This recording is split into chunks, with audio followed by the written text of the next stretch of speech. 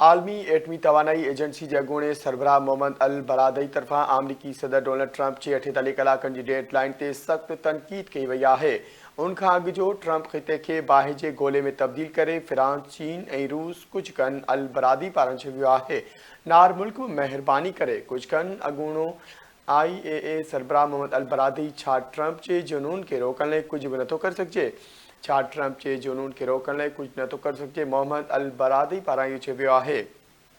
आलमी एटमी तवानाई एजेंसी जे अॻूणे सरबराह मोहम्मद अल बरादी तरफ़ां आमरीकी सदर डोनाल्ड ट्रंप जे 48 कलाकनि जी डेडलाइन ते सख़्त तनक़ीद कई वई आहे।